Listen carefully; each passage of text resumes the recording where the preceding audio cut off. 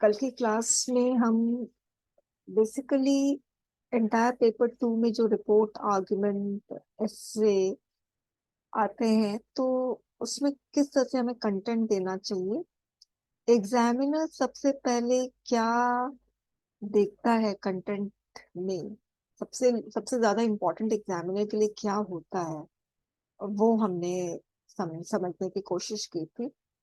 फिर उसके बाद जो ऐसे क्वेश्चन का जो पूछने का जो ट्रेंड है यूपीएससी का, उसको भी हमने थोड़ा बहुत समझने की कोशिश की थी। उसमें जो चीज मैंने मिस आउट की थी वो मैं अभी बता दूं। देखिए, मैंने आप लोगों को बोला था कि करंट बेस्ड पूछते हैं, मगर यूजुअली इनडायरेक्ट होता है, कोड बेस्ड क्वेश्चन नहीं पूछा जाता है। यूपीएससी का एक फेवरेट जो क्वेश्चन होता है, जो ब्रॉड टॉपिक से जो क्वेश्चन लिया जाता है, बेसिकली वो एग्रीकल्चर, विमेन, ये सब से लिया जाता है। ये मैंने बात की भी हुई है। जो मैं भूल गई थी वो मैं बता रही हूँ।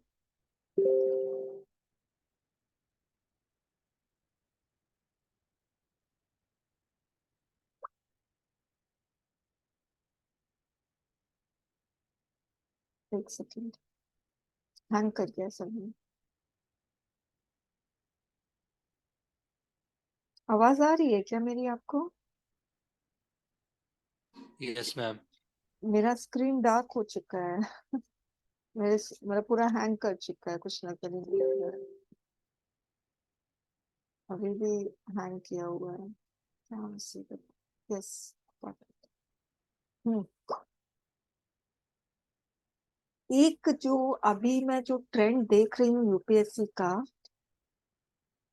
वो ये है कि यूपीएससी सिक्योरिटी पे, आर्म फोर्सेस पे, मिलिट्री पे आजकल बहुत क्वेश्चंस पूछते हैं। ठीक है। तो अगर 2011 से आप देखो, तो टोटल 8 क्वेश्चन सिक्योरिटी या आर्म फोर्सेस पे पूछे गए हैं। ठीक है। 2022 में 2 क्वेश्चंस आ गया था आर्म फोर्सेस पे, और मैंने लास्ट ईयर, मुझे ये इंट्यूशन हो भी रहा था, मुझे ऐसा आभास भी हो रहा था कि सिक्योरिटी पे क्वेश्चन जरूर आएंगे। और मैंने यूट्यूब पे वीडियो भी डाली हुई थी कि सिक्योरिटी के जितने भी डायमेंशंस है ना, सबको अच्छे से एक्सप्लोर करो, रिसर्च करके अच्छे से हर डायमेंशंस के बारे में कुछ ना कुछ आपको पता होना चाहिए। ठीक है। एक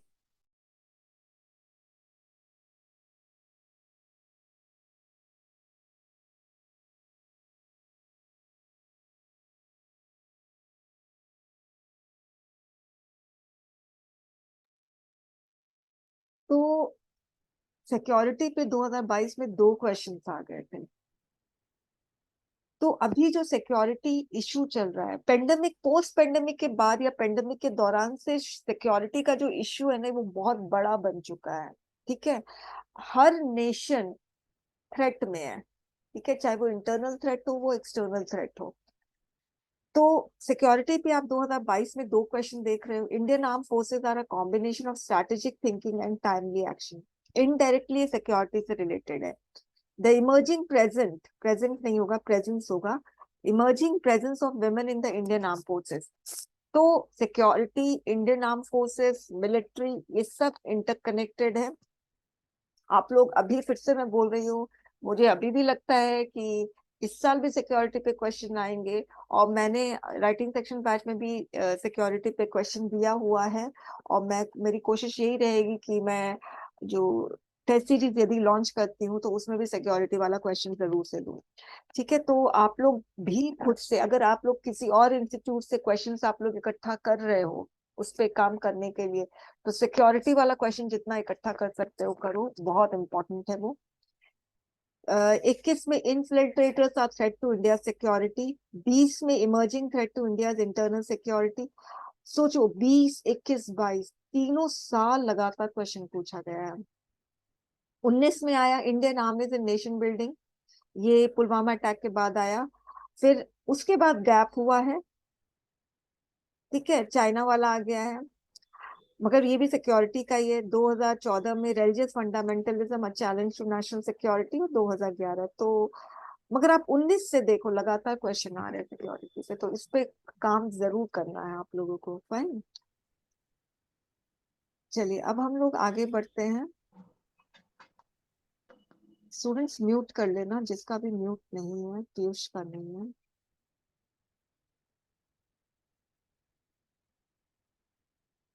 अब हम लोग बात करेंगे कि किस तरह से हमें ऐसे लिखना चाहिए। तो स्टूडेंट्स, आप लोग हमेशा ध्यान रखना कि आप लोगों का ऑब्जेक्टिव होना चाहिए क्वेश्चन को जस्टिफाई करने का। ठीक है, ये ऑब्जेक्टिव होना चाहिए। एग्जामिनर को इम्प्रेस नहीं करना है। क्वेश्चन जस्टिफाई हो गया ना आपके आंसर के थ्रू, तो एग्जामिनर ऑटोमेटिकली इम्प्रेस हो जाएगा। मगर आप लोग ये मत सोचना कि मैं अपने लैंग्वेज से, अपने वर्ड से एग्जामिनर को इम्प्रेस करूंगा। नहीं, आपको अपने कंटेंट से करना है। उसके लिए आपको क्वेश्चन को जस्टिफाई करना जरूरी है। तो prime objective must be to justify the ऐसे क्वेश्चन। फाइन। तो ऐसे क्वेश्चन को जस्टिफाई करने के लिए आप आंसर्स कैसे तैयार करोगे, उस पर हम बात करते हैं। Writing an essay often seems to be the dreaded task among students. Here I am giving strategies to write essay in the most structured, smooth, and satisfactory way possible. I don't guarantee instant success if you follow my strategy. कभी भी instant success नहीं होगा इसमें। जो essay writing जो है ना, आप कभी मत सोचना अच्छा मतलब तुरंत का तुरंत सही हो जाएगा। नहीं, आप मिस्टेक करोगे, गलतियां करोगे, सुधार करोगे, फिर धीरे धीरे ठीक होगा। But I can assure you that after going through it, you will get to know your pitfalls.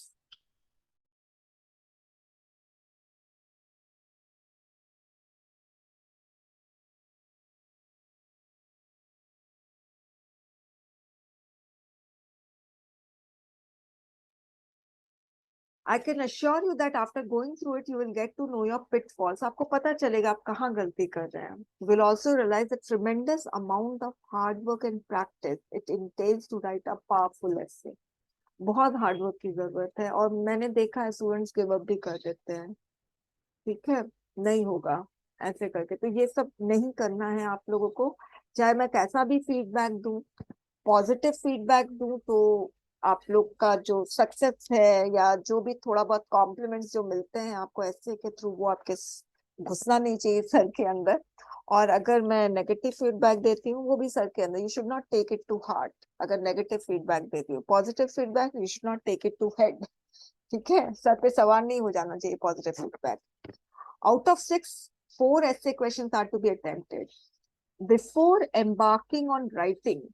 शुरू करने के पहले आप लोगों को जो 6 ऐसे क्वेश्चन में 4 कौन से ऐसे क्वेश्चन आपको चूज करने हैं, वो बहुत केयरफुली और वाइजली चूज करने हैं। उसका जो सिलेक्शन है, 4 में से किसको सिलेक्ट करना चाहिए, वो डिपेंड करता है कि कितने अच्छे से आपने ऐसे क्वेश्चन को समझा है। फाइन। तो सिलेक्शन में वैसे आपको ज्यादा टाइम नहीं लगाना चाहिए। ऑब्वियसली आपको 4 क्वेश्चन दिखते हैं, अच्छे क्वेश्चन, ऐसे क्वेश्चन दिखते हैं, तो उसमें आपको कोई ना कोई ऐसा क्वेश्चन दिखेगा, ऐसे क्वेश्चन जो आपको लगता है अरे मैं तो इसमें कुछ करा ही नहीं है, कुछ पढ़ा ही नहीं किया है। फाइन। वो ऑटोमेटिकली एलिमिनेट हो जाएगा, उसको आप उसको अटेम्प्ट ही नहीं करोगे। कुछ फिलोसफिकल बेस्ड क्वेश्चन है, कुछ कोड बेस्ड क्वेश्चन है जो आपको लगता है कि आप आपके बस की नहीं है। ठीक है, फिलोसफिकल बेस्ड क्वेश्चन थोड़ा डिफिकल्ट होता है स्टूडेंट्स अटेम्प्ट करना।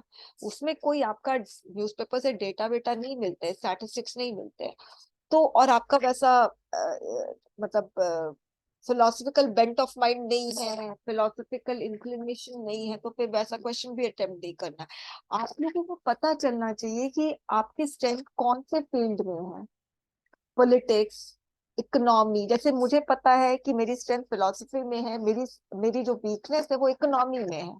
इकोनॉमिक बेस्ड पैसेज हो, इकोनॉमिक बेस्ड एस्से हो, तो थोड़ा मुझे वहां पे प्रॉब्लम अभी भी आती है।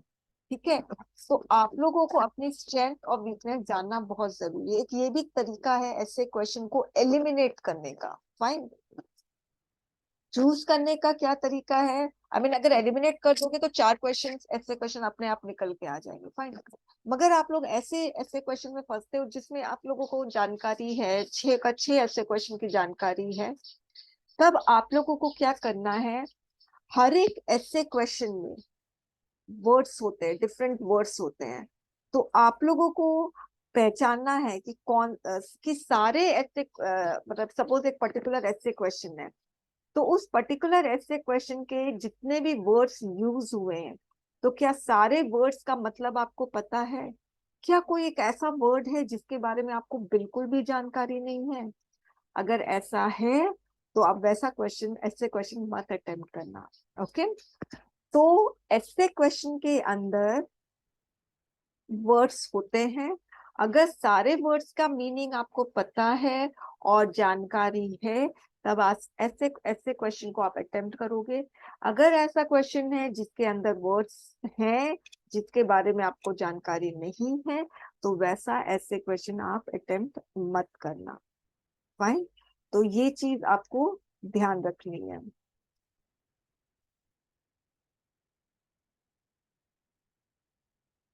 एक सेकंड।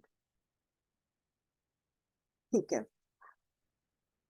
तो अब सपोज आपने चार ऐसे क्वेश्चन चूज कर लिए हैं। फाइन, अब आप लोग सपोज एक ऐसे क्वेश्चन के आंसर लिखने की तैयारी में हो, तो सबसे पहले आपको क्या करना है? Count the number of words in the given ऐसे क्वेश्चन। जो भी ऐसे क्वेश्चन है उसमें जितने भी वर्ड्स है उसको आपको काउंट करना है। तो इसमें मैंने लिखा है UPSC usually sets a long essay question with as many as 8 words। जो लॉन्गेस्ट ऐसे क्वेश्चन जो मुझे दिखा है वो 8 वर्ड्स का दिखा है। ठीक है, अब जैसे स्कूल के ऐसे क्वेश्चन होते हैं, dowry, causes, effect, solution, dowry system in India, solution, ऐसे करके होता है। एसएससी में भी जो आजकल टियर 3 होने लगा उसमें भी ऐसे क्वेश्चन बहुत ही सिंपल सा आता है।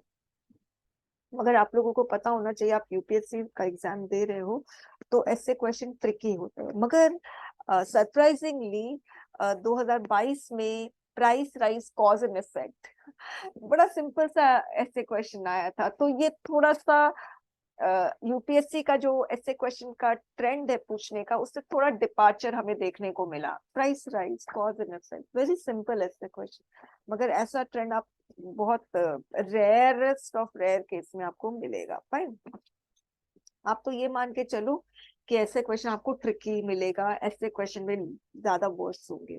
तो अब आपको क्या करना है? जैसे ही आपको ऐसे क्वेश्चन मिलता है तो आप उसको काउंट करो। जैसे ये वाला ऐसे क्वेश्चन है, ये 2018 में पूछा गया था। Civil wrong emerging from religious bigotry constitutionally punishable. अच्छा, एक और चीज, सपोज आप लोगों को ऐसे क्वेश्चन का किसी भी वर्ड का मतलब नहीं समझ में आ रहा है। फाइन, मैंने बोला था, तो चाहे वो इंग्लिश मीडियम हो हिंदी मीडियम हो, दोनों लैंग्वेज में पढ़ना बहुत जरूरी है। ओके, सभी कोई ग्रेजुएट है, ऐसा कोई नहीं है कि आप लोग है ना 15-16 साल के हो, है ना, ऐसा नहीं है ना। सब कोई 20+ है। तो मैं मान के चलती हूँ, अगर इंग्लिश नहीं समझ में आ रही है तो वो हिंदी वाला वर्ड समझ में आ जाएगा, अगर हिंदी वाला वर्ड समझ में नहीं आ रहा है तो इंग्लिश वाला समझ में आ जाएगा। बाई चांस 99% केसेस में तो समझ में आ जाता है, 1% केसेस में नहीं समझ में आता है कोई वर्ड, तो ऐसे ऐसे क्वेश्चन को छोड़ देना चाहिए। फाइन, अब जैसे ये है, civil wrong emerging from religious bigotry constitutionally punishable. इसमें टोटल 1 2 3 4 5 6 7 8 वर्ड्स है इस टोटल ऐसे क्वेश्चन में। आपको हर एक वर्ड का मतलब पता होना चाहिए स्टूडेंट। अगर नहीं पता है तो बहुत मुश्किल होगी, ये चीज याद रखना है। अब जैसे 2018 का ये वाला क्वेश्चन था, तो मैं ये वाला पीडीएफ में ओपन कर देती हूँ ताकि आप लोगों को मैं बहुत अच्छे से समझा सकूं कि अगर हमें सिविल रॉन्ग का मतलब नहीं समझ में आ रहा है इंग्लिश में, तो हम इसकी हिंदी देख सकते हैं। ठीक है। हम्म, देखिए क्वेश्चन पेपर में भी इंस्ट्रक्शन होते हैं। Civil wrong emerging from religious bigotry constitutionally punishable. धार्मिक, ये कट्टर, कट्टरपंथी है, मतलब कुछ अलग हिंदी लिखी है, कट्टर ताजन्य मतलब कट्टरपंथी। ठीक है, नागरिक अपराध। तो देखिए, धार्मिक कट्टरपंथी ये रिलीजियस बिगॉटरी है, नागरिक अपराध ये सिविल रॉन्ग है, संविधान के अंतर्गत दंडनीय। Got it? तो हिंदी ज्यादा अच्छे से समझ में आ रही है। नागरिक अपराध, इसका मतलब क्या है? नागरिक अपराध जरा सोच के बताना मुझे, कोई बताएगा नागरिक अपराध का मतलब क्या होता है? कोई भी? Ma'am mob lynchings. मैम जो अपराध डायरेक्टली मतलब व्यक्ति को हिट करते हैं, जैसे डाउरी का हुआ, और भी करेक्ट करेक्ट, ऐसा, हाँ करेक्ट, ऐसा अपराध जो सिटीजन के अगेंस्ट किया जा रहा है, कोई भी अपराध, उसमें लिंचिंग में सब कुछ आ जाएगा। ये पर्टिकुलर मत करो, कोई भी अपराध। अगर सपोज चोरी होती है, वो भी नागरिक के अगेंस्ट ही तो अपराध हो रहा है। फाइन। अगर अगर किसी भी सिटीजन का कहीं पे भी, सपोज दिल्ली में राइट्स हुए थे, ठीक है, और या कहीं पे भी राइट्स होते हैं, तो डिस्प्लेसमेंट होता है कि अच्छा यहाँ पर ना रहना बड़ा रिस्की है, तो वहां से निकल के दूसरी जगह रहना शुरू कर देते हैं। तो ये जो डिस्प्लेसमेंट होता है ना, वो भी नागरिक अपराध की वजह से होता है। और राइट्स क्या है? वो नागरिक अपराध है, ठीक है। ईव टीजिंग नागरिक अपराध है, मॉलेस्टेशन नागरिक अपराध है, रेप नागरिक अपराध है, सब कुछ नागरिक अपराध है, जो भी नागरिक के अगेंस्ट हो रहा है, ठीक है। ये तो इस तरह से you need to explore meaning. एकदम पहले तो सुपरफिशियल एट सरफेस लेवल क्या मतलब होता है वो देखना है। रिलीजियस बिगॉटरी, कट्टरपंथी, तो कट्टरपंथी का क्या मतलब है? कोई बता सकता है? कट्टरपंथी, रिलीजियस कट्टरपंथी क्या मतलब है इसका? धार्मिक कट्टरपंथी, कोई भी? Ma'am religious fundamentalism. तो वो तो सिनोनिम आपने बता दिया। अगर आपको उसको एक्सप्लेन करना है तो वो कैसे करोगे? Extremism ma'am. ठीक है, एक्सट्रीमिज्म, फाइन। मैम जो धार्मिक विचारों के लिए एक कट्टर होना, मतलब अपनी किसी भी हद मैम तक अपने पहुंचाना। रिलीजन को दूसरे के रिलीजन से ऊपर मानना। करेक्ट करेक्ट, रिलीजियस बिगॉटरी ये होते हैं कि हम अपने रिलीजन को, ठीक है, बहुत सुप्रीम मानते हैं, सर्वश्रेष्ठ मानते हैं, और दूसरे रिलीजन को इंफीरियर मानते हैं। हमारे रिलीजन में सच्चाई है, तुम्हारे रिलीजन में नहीं है। Got it? ये कट्टरपंथी है। फाइन। तो इस कट्टरपंथी की वजह से सिविल रॉन्ग हो रहा है, नागरिक के अगेंस्ट अपराध हो रहा है, इस कट्टरपंथी की वजह से राइट्स हो रहा है, इस कट्टरपंथी की वजह से डिस्प्लेसमेंट हो रहा है। जो पार्टीशन हुआ था वो भी रिलीजियस बिगॉटरी कहीं ना कहीं एक रोल प्ले किया था। कितना बड़ा डिस्प्लेसमेंट हुआ था पार्टीशन के वक्त। ये डिस्प्लेसमेंट भी नागरिक के प्रति अपराध है, के अगेंस्ट अपराध है। तो ये कह रहे हैं कि ये जो कट्टरपंथी है, धार्मिक कट्टरपंथी की वजह से जो नागरिक अगेंस्ट अपराध है, वो संविधान के अंतर्गत दंडनीय है, दंडनीय होना चाहिए या दंडनीय है। और ये आपको यहाँ पर अपने आंसर में साबित करना है। Fine, understood. तो इस तरह से आपको ऐसे क्वेश्चन समझना है। अब हम I mean step by step देखिए। एक चीज हमेशा ध्यान रखना स्टूडेंट्स, अगर आप ऐसे क्वेश्चन नहीं समझोगे ना, तो आप क्वेश्चन को जस्टिफाई नहीं कर सकते अपने आंसर्स के थ्रू। फाइन, ठीक है। सच ऐसे question makes the candidate wonder. अब पता है क्वेश्चन क्या उठता है? यार इसमें 8 वर्ड्स है, तो मैं अपने 300 जो 300 वर्ड्स है, उस 300 वर्ड्स में मैं किसके बारे में लिखूं? मैं सिविल रॉन्ग के बारे में लिखूं, क्या मैं रिलीजियस बिगॉटरी के बारे में लिखूं, या मैं कॉन्स्टिट्यूशनली पनिशेबल के बारे में लिखूं? के बारे में लिखूं? जो मेन बॉडी है इस पर बात करूं मैं, ठीक है। तो अब क्या होता है स्टूडेंट से ना, बस ओ मुझे तो रिलीजियस बिगॉटरी के बारे में बहुत कुछ पता है, चलो लिखना शुरू कर दो। तो सोचते नहीं है। मैंने ऐसी गलती की हुई है अपने एमए के टाइम में, ठीक है। तो बस लिखना शुरू करना है, नहीं, अच्छे से क्वेश्चन को समझना बहुत जरूरी है। अच्छा, अब जो नेक्स्ट स्टेप है, knowing the meaning of each word of the ऐसे क्वेश्चन, जो अभी हमने समझने की कोशिश की। वर्ड्स यूज्ड इन द ऐसे question provide a useful clue. जो भी ऐसे क्वेश्चन में वर्ड्स यूज होते हैं, वो आपको क्लू देते हैं कि कैसे, कि आपका एसे का आंसर का जो स्ट्रक्चर होना चाहिए वो कैसे होना चाहिए। क्या उसमें 3 पैराग्राफ होना चाहिए, इंट्रो के बाद नेक्स्ट पैराग्राफ में क्या बात करनी चाहिए, वो सब आपको क्लू मिल जाता है, ठीक है। मगर यदि आपने किसी भी वर्ड, कोई भी ऐसे क्वेश्चन का जो की वर्ड है, ठीक है, तो इसमें की वर्ड सिविल रॉन्ग है, religious bigotry, constitutional punishable. Emerging from is not the key word of the ऐसे क्वेश्चन, राइट। इमर्जिंग और फ्रॉम, इमर्जिंग फ्रॉम का मतलब यहाँ पे हो गया रिलीजियस बिगॉटरी की वजह से जो सिविल रॉन्ग हो रहे हैं, नागरिक अपराध। Your, I mean, suppose if you haven't understood the meaning of the essay question, or you have understood, but actually it is misunderstanding of the essay question, misinterpretation of the essay question. Sorry, not essay question, keyword in the essay question. अगर आपने keyword essay question का जो keyword है उसको misinterpret कर दिया, तो आप क्वेश्चन को जस्टिफाई नहीं कर पाओगे। हो सकता है आप ऐसा आंसर लिखो जो completely irrelevant हो। Thus, before selecting the essay question, first assure yourself of the correct meaning of the each word mentioned in the essay question. So be on the safe side by reading the essay question in both English and Hindi. अब समझ में आया? दोनों पढ़ना है, चाहे मैं English medium का हूँ, मैं तो हिंदी में नहीं पढ़ूंगा, मैं हिंदी मीडियम का हूँ, मुझे तो इंग्लिश समझ में ही नहीं आती, ऐसा नहीं है। ओके, अच्छा, अब उसके बाद वर्ड को आप समझ गए, एंड आई टेल यू, आप कभी ये मत सोचना अरे बाप रे इतना कुछ करेंगे तो इसी में आधा घंटा चला जाएगा, ऐसा स्टूडेंट्स सोचते हैं। मगर स्टूडेंट्स, अभी आप लोग लर्निंग फेज में है, आप लोगों का 6 महीने बाद एग्जाम है, और आप लोग ऐसे प्रैक्टिस करोगे ना, तो आप लोग को तुरंत, जैसे मैं हूँ, ठीक है, मैं जब ऐसे क्वेश्चन समझती हूँ, इकोनॉमिक बेस्ड ऐसे क्वेश्चन होता है, तो I must admit that I take time, ठीक है। मगर बाकी जो ऐसे क्वेश्चन है, पॉलिटिक्स बेस्ड हो या कुछ और सिक्योरिटी बेस्ड हो, तो आई डोंट टेक टाइम, मुझे एकदम, मतलब मुझे दिखता है कि मुझे कैसे स्ट्रक्चर बनाना है, मुझे पता चल जाता है, ठीक है। इकोनॉमिक बेस्ड में आई टेक टाइम, मुझे लगता है टाइम उसमें। वैसे ही आपको अपनी स्ट्रेंथ एंड वीकनेस पहचाननी है।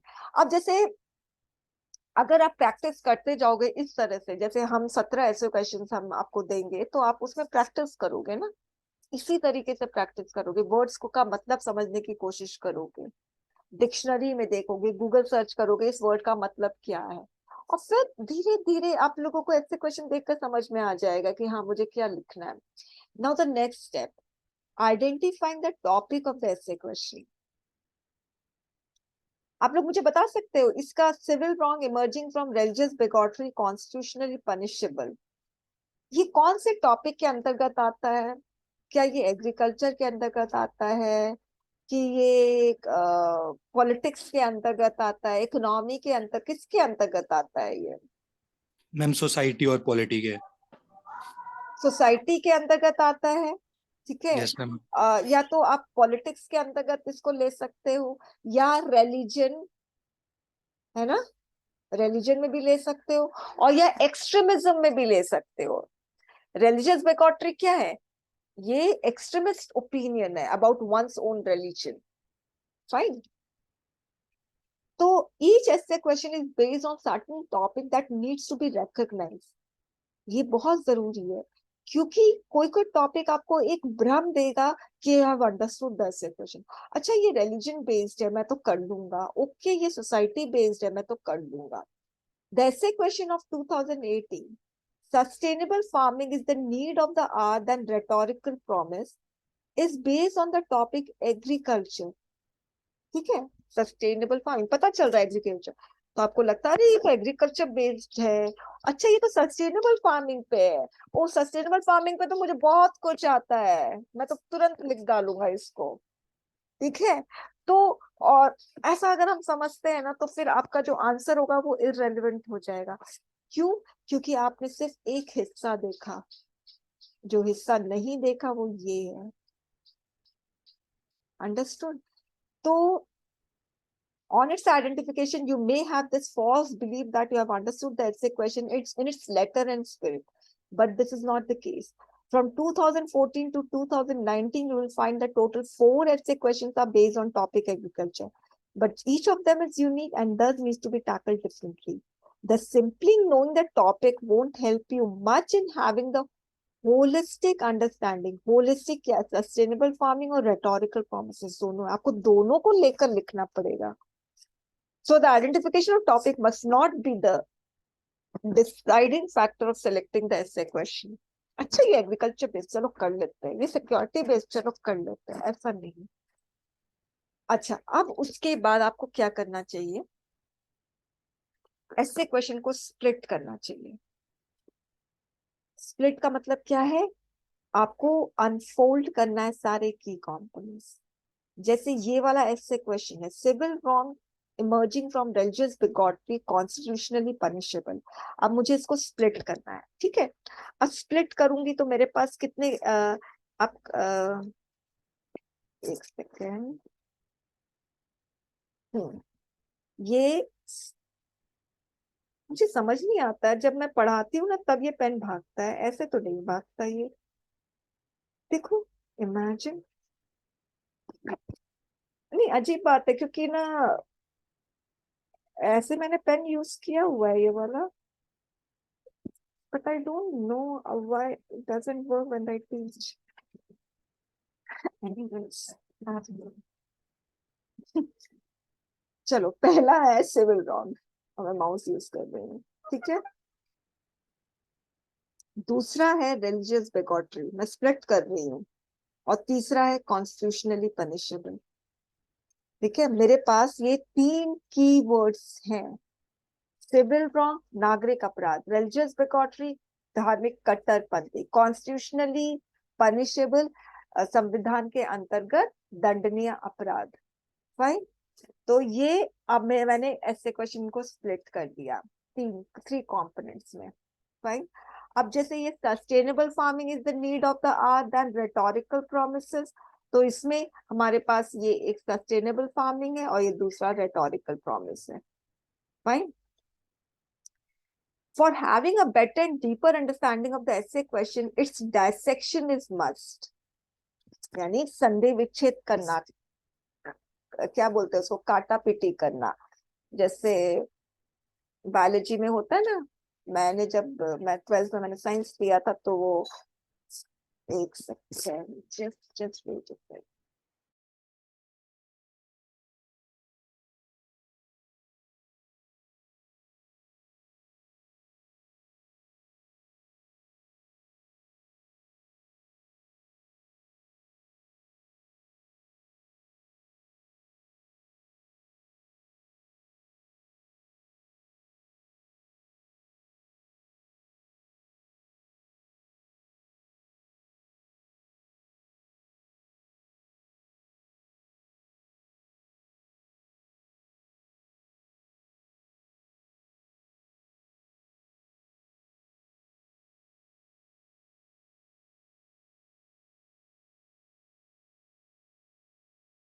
ये स्टूडेंट्स, तो हम लोगों को जैसे फ्रॉग मिलता था तो फ्रॉग को हम लोग कट वट करते थे, ठीक है. तो वैसे ही आप लोग को जब ऐसे क्वेश्चन मिलता है उसका पूरा चिथड़ा पिथड़ा निकाल दो, है ना, ताकि जब हम लोग सब कुछ अलग थलग करते हैं ना तो चीजें बहुत अच्छे से समझ में आती है.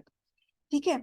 अब देखिए, देयर आर मेजरली, अब जैसे हमने इसका, मैंने इसको वो कर दिया, स्प्लिट कर दिया. स्प्लिट करने के बाद you have to find out कौन सा जनरल कंपोनेंट है, कौन सा स्पेसिफिक कंपोनेंट है. स्टूडेंट्स, ये जनरल कंपोनेंट और स्पेसिफिक कंपोनेंट ऐसे क्वेश्चन में पहचानना बहुत जरूरी है. अगर आप ये नहीं पहचान पाए तो क्या होगा, आपका जो आंसर होगा वो इररेलेवेंट हो जाएगा टू द ऐसे क्वेश्चन, राइट. तो अगर आप ये जनरल और स्पेसिफिक कंपोनेंट पहचान गए तो सबसे पहली चीज है, आप कंटेंट का जो सिलेक्शन है आप बहुत अच्छे से कर पाओगे. आपको पता चल जाएगा कि मुझे क्या कंटेंट, कौन सा पीस ऑफ कंटेंट इस ऐसे क्वेश्चन के लिए चाहिए. आप कंटेंट को आराम से मॉडिफाई कर सकते हो as per the demand of essay question, if you are able to identify general and specific component. और फिर आप अपने कंटेंट को डिफरेंट पैराग्राफ में आप ब्रेक कर सकते हो और फिर ऑर्गेनाइज कर सकते हो और प्रॉपर तरीके से इंट्रो कंक्लूजन भी लिख सकते हो. ठीक है. तो कैसे हमें आइडेंटिफाई करना है वो हम देखते हैं.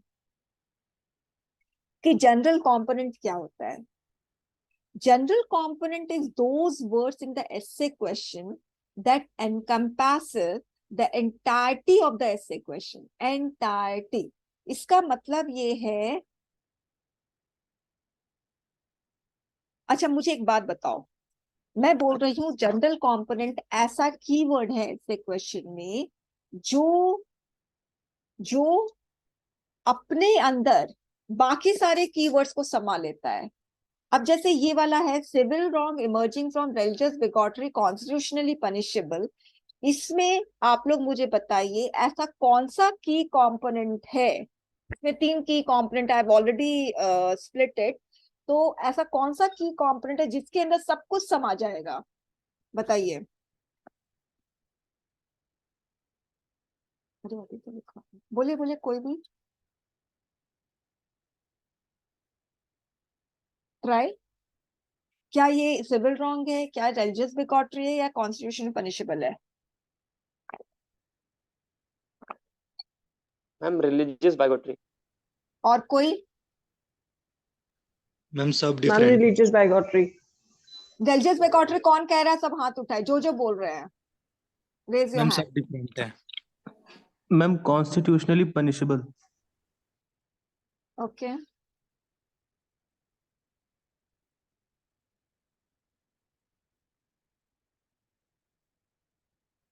मतलब वो ऐसा आपको कीवर्ड ढूंढना जिसके अंदर सब कुछ समा जाए। Ma'am civil wrong. ओके, अब देखिए, अगर सपोज मैं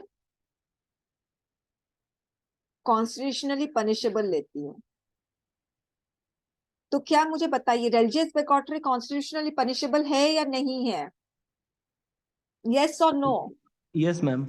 यस, ठीक है, तो रिलीजियस बिगॉटरी इसके अंदर समा गया। क्या सिविल रॉन्ग कॉन्स्टिट्यूशनली पनिशेबल है या नहीं है? Yes ma'am. तो ये भी समा गया। यानी कॉन्स्टिट्यूशनली पनिशेबल में सिविल रॉन्ग रिलीजियस बिगॉटरी समा रहा है। Fine, okay. अच्छा, अब हम रिलीजियस बिगॉटरी लेते हैं। रिलीजियस बिगॉटरी ये वेन डायग्राम टाइप्स है, आरबी। क्या इसमें कॉन्स्टिट्यूशनली पनिशेबल समा रहा है रिलीजियस बिगॉटरी के अंदर? देखिए स्टूडेंट्स, ये पूरा का पूरा कॉन्स्टिट्यूशनली पनिशेबल है, बड़ा वाला, ठीक है।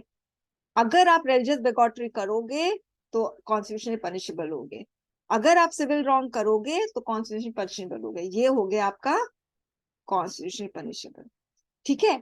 मगर और अगर रिलीजियस बिगॉटरी बड़ा वाला कर रही हूं, ये रिलीजियस बिगॉटरी है और ये कॉन्स्टिट्यूशनली पनिशेबल, सॉरी, ये रिलीजियस बिगॉटरी है जो कि सिविल रॉन्ग है। सिविल रॉन्ग एक तरीके का रिलीजियस बिगॉटरी ही है ना, रिलीजियस बिगॉटरी की वजह से तो सिविल रॉन्ग हो रहा है। Got it? आपको इस बात समझ में आ रही है? कॉन्स्टिट्यूशनली पनिशेबल के अंदर रिलीजियस बिगॉटरी एंड सिविल रॉन्ग पूरी की पूरी तरीके से आ रहा है। ये चीज क्लियर हो गई या नहीं हो गई, पहले ये बताइए, बाकी मैं कर रही हूँ। रिलीजियस कॉन्स्टिट्यूशनली पनिशेबल के अंदर रिलीजियस बिगॉटरी और सिविल रॉन्ग आ रहा है, ये चीज क्लियर हो गई? यस और no? Yes ma'am. Yes ma'am. ठीक है, तो यानी कॉन्स्टिट्यूशनली पनिशेबल आपका जनरल कंपोनेंट है। फाइन। और आप इसके बारे में म्यूट कर लेना जिसका नहीं है, और इसके बारे में आप बहुत कम लिखोगे अपने ऐसे क्वेश्चन के आंसर में, अपने कंटेंट में कॉन्स्टिट्यूशनली पनिशेबल के बारे में बहुत कम लिखोगे। एक लाइन लिख दिया काफी है, अदरवाइज इसके बारे में आपको बहुत कुछ नहीं लिखना है। Got it? क्लियर हो गई बात?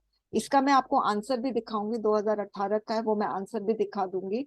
मगर अभी फिलहाल आपको समझ में आ रहा है जो जनरल कंपोनेंट होता है उसके बारे में आपको कम लिखना है। भाई अब उसके बाद हमारा बचा सिविल रॉन्ग और रिलीजियस बिगॉटरी। हमें एक चीज समझ में आ गई, ये जनरल कंपोनेंट है। अब सिविल रॉन्ग की वजह से, सिविल रॉन्ग की, सॉरी, रिलीजियस बिगॉटरी की वजह से सिविल रॉन्ग हो रहा है, रिलीजियस बिगॉटरी की वजह से सिविल रॉन्ग हो रहा है। तो आप लोग रिलीजियस बिगॉटरी के बारे में थोड़ी थोड़ी बात बताओगे, रिलीजियस बिगॉटरी की वजह से सिविल रॉन्ग हो रहा है, तो ऑब्वियसली बात है आप सिविल रॉन्ग के बारे में ज्यादा बताओगे। आप सिर्फ रिलीजियस बिगॉटरी के बारे में थोड़ा सा आप इसका मतलब बताकर इसके इफेक्ट जो हो रहे हैं वो आप सिविल रॉन्ग होगा, I mean sorry, the effect of religious bigotry is what, civil wrongs. तो आपको सिविल रॉन्ग्स के बारे में ज्यादा बताना है, और ये जो सिविल रॉन्ग है ये एक्चुअली आपका स्पेसिफिक कंपोनेंट है। अगर ये मैं बहुत अच्छे से नहीं समझा पाई, मेरे पास और भी ऐसे क्वेश्चन है समझाने के लिए, उसमें मैं समझा दूंगी, ठीक है। तो बेसिकली जनरल कंपोनेंट आपका कॉन्स्टिट्यूशनली पनिशेबल है, और रिलीजियस बिगॉटरी भी एक जनरल कंपोनेंट है, और जो स्पेसिफिक कंपोनेंट है वो सिविल रॉन्ग है, जिसके बारे में आपको ज्यादा बात करनी है, क्योंकि एक्चुअली आपको ये बताना है कि the effect of religious bigotry is civil wrong and that is constitutionally punishable. Got it. तो स्टूडेंट्स, हम जब स्प्लिट करते हैं ना ऐसे क्वेश्चन के वर्ड्स को, पूरा ऐसे क्वेश्चन को स्प्लिट करते हैं इनटू मेनी नंबर ऑफ की कंपोनेंट्स, तो हम की कंपोनेंट्स के बीच में जो इंटर रिलेशनशिप है वो भी हम पहचान पाते हैं। Got it. आपको यहाँ पर बेसिकली सिविल रॉन्ग के बारे में बताना है। मैं पहले आपको ना ये ऐसे क्वेश्चन दिखा देती हूँ, बेटर रहेगा, क्योंकि किसमें मैम? हाँ बताओ। हेलो मैम, इसके एग्जांपल्स क्या हो सकते हैं जो रिलीजियस बाइगॉटरी के मीन सिविल रॉन्ग के एग्जांपल्स होंगे? वो एक्चुअली अभी है ना, मैं आपको इसके आंसर दिखाऊंगी ना, आपको बहुत अच्छे से समझ में आएंगे। ये शायद यहीं पर ही है। अच्छा,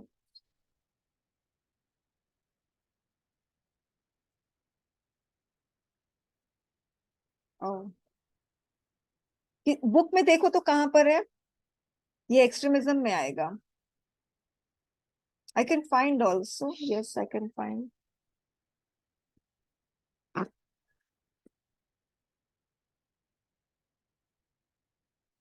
एक सेकेंड।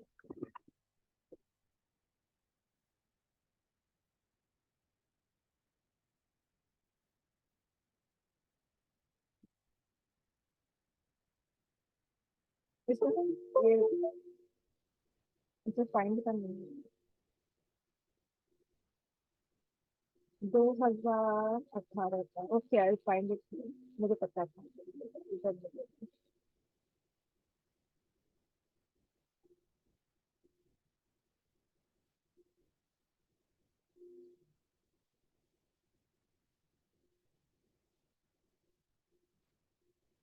मिल गया, 2018 का ये civil wrong emerging from religious bigotry constitution.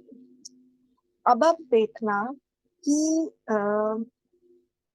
किस तरह से ये आंसर लिखा गया है। तो सबसे पहली चीज है, जो जनरल कंपोनेंट है स्टूडेंट, वो कॉन्स्टिट्यूशन पनिशेबल है।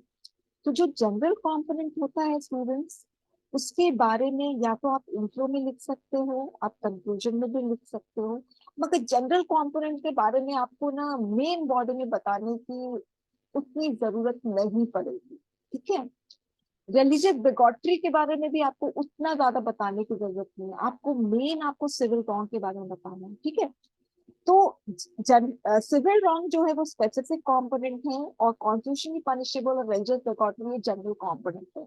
अब आप देखो जनरल कंपोनेंट को, मैं जनरल कंपोनेंट है या तो वो इंट्रोडक्शन में जाएगा या तो कंक्लूजन में जाएगा, ठीक है। India is a multi-religious nation where everybody has right to preach and practice his own religion, guaranteed by the Indian Constitution. Religious bigotry, intolerance, fear, hatred towards the ones who have different ideologies have become too common in our nation. ठीक है। तो मैंने religious बिगॉटरी का general component है, मैंने इसको शुरुआत में इंट्रोड्यूस कर दिया, और जहां तक मुझे लगता है मैंने रिलीजियस बिगॉटरी का मीनिंग भी नहीं बताई है, ठीक है। मगर यहाँ पर towards ones who have different ideologies, है ना, fear, hatred towards the ones who have different ideology, तो एक तरह से रिलीजियस बिगॉटरी का मतलब भी थोड़ा सा मैंने बता दिया। अब यहाँ पर मैंने क्या बताया है कि 2015 में जो रिसर्च हुआ था उसमें इंडिया है ना 4th वर्स्ट कंट्री है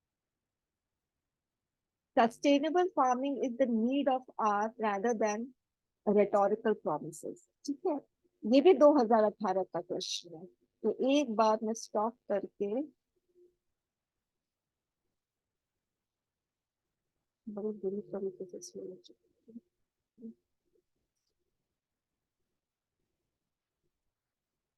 शेयर कर रही हूँ 2018 का क्वेश्चन पेपर।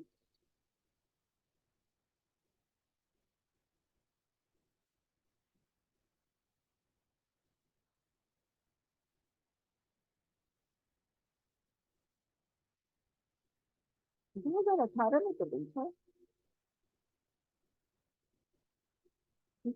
सस्टेनेबल फार्मिंग में 2018 में, ये दूसरे ईयर का क्वेश्चन है। एनीवेज, चलिए ये वाला क्वेश्चन देखिए। Sustainable farming is the need of hour then rhetorical promises. अच्छे से इस क्वेश्चन को पढ़ लीजिए। रेटोरिकल प्रोमिसेस का मतलब मैं आपको बता दूं, promises that are not fulfilled.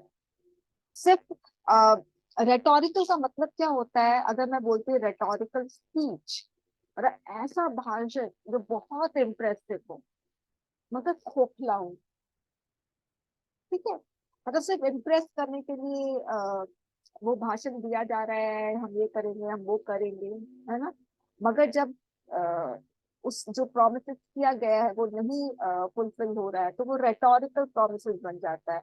ऐसा स्पीच जिसमें बहुत ऑर्नामेंटल वर्ड्स यूज किए गए हैं और बहुत अच्छे अच्छे, बहुत कर्ण प्रिय हैं, मगर उसमें कोई दम नहीं है, उसको कहते हैं रेटोरिकल स्पीच, रेटोरिकल प्रोमिसेस। समझ में आया?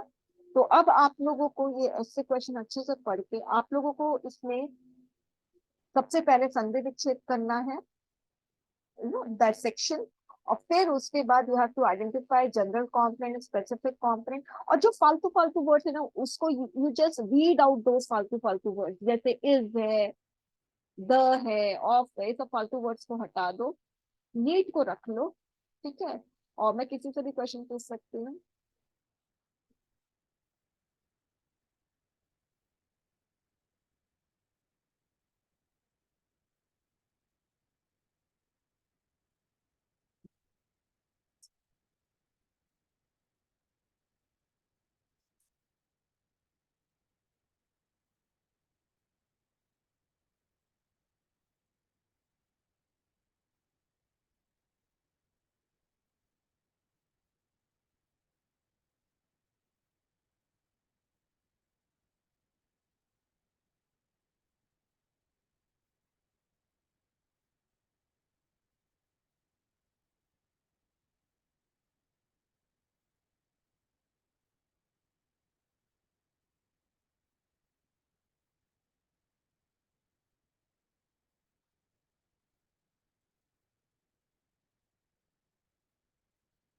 जिसने भी समझ लिया है एक बार हाथ उठाएंगे।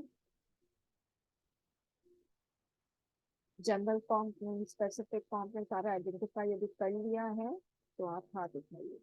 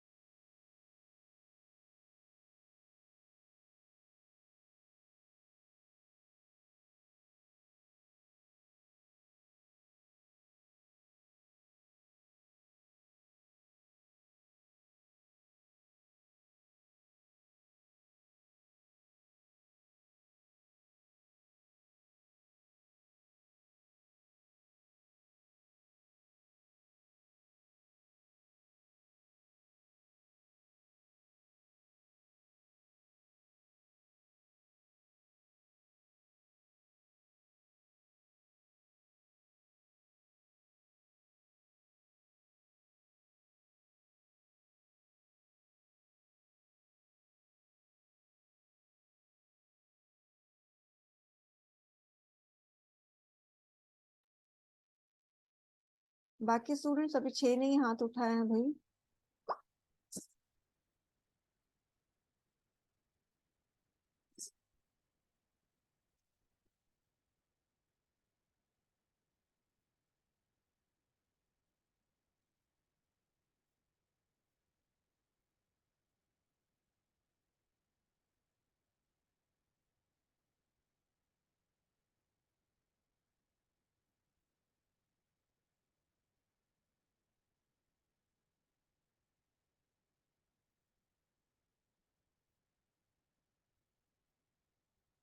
पीयूष दो दो दिखाई दे रहा है मेरे को।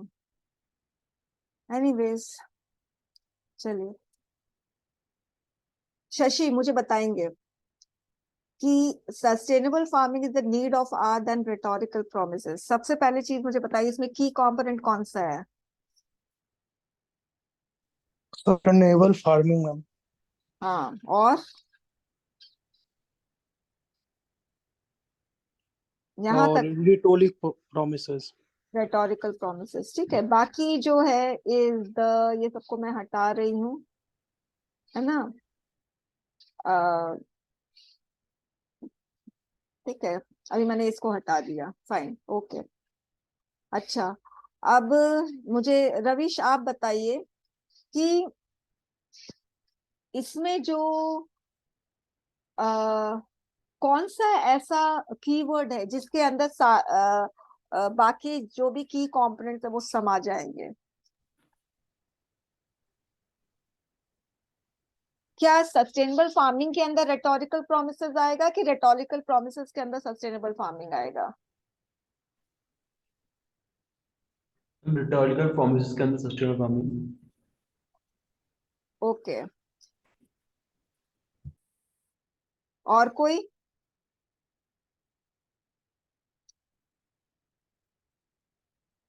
सुधांशु आप बताएंगे, सस्टेनेबल फार्मिंग के अंदर रेटोरिकल प्रोमिसेस आएगा कि रेटोरिकल? आपको इसमें, चलिए मैं दूसरे तरीके से पूछ रही हूँ, ठीक है? मैं ये पूछ रही हूँ, इसमें सबसे वास्ट की कंपोनेंट कौन सा है? रेटोरिकल प्रोमिसेस है कि सस्टेनेबल फार्मिंग है? Vast sustainable ma'am farming. Rhetorical promises ma'am. Rhetorical promises. Rhetorical promises ही मैम। नहीं, किसका वास्ट, सब्जेक्ट किसका वास्ट है? Sustainable farming. किसके डायमेंशन बहुत ज्यादा है? सस्टेनेबल फार्मिंग के में। सस्टेनेबल फार्मिंग किसको किसको रेटोरिकल प्रोमिसेस के रेटोरिकल प्रोमिसेस के डायमेंशंस नहीं ज्यादा है, सस्टेनेबल फार्मिंग के डायमेंशन ज्यादा। स्टूडेंट्स ये सब चीज आपको पता होनी चाहिए। अगर जो प्रोमिसेस किए गए हैं, टेल मी वन थिंग, जो प्रोमिसेस किए गए हैं वो किससे कनेक्टेड प्रोमिसेस किए गए हैं? सस्टेनेबल फार्मिंग से कनेक्टेड प्रोमिसेस किए गए हैं ना? तो सस्टेनेबल फार्मिंग बड़ा होगा, ठीक है, और उसके अंदर प्रोमिसेस आएंगे।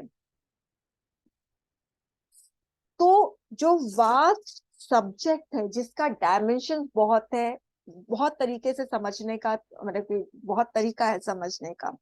जनरल कंपोनेंट और स्पेसिफिक कंपोनेंट को आइडेंटिफाई करने के कई तरीके हैं। पहला तरीका तो ये है, यू हैव टू आइडेंटिफाई कि कौन सा क्या सस्टेनेबल फार्मिंग के अंदर रेटोरिकल प्रोमिसेस आएगा या रेटोरिकल प्रोमिसेस के अंदर सस्टेनेबल फार्मिंग आएगा। पहला तरीका नहीं समझ में आ रहा। दूसरा तरीका, सबसे वास्ट सब्जेक्ट किसका है, सस्टेनेबल फार्मिंग का है कि रेटोरिकल प्रोमिसेस का है?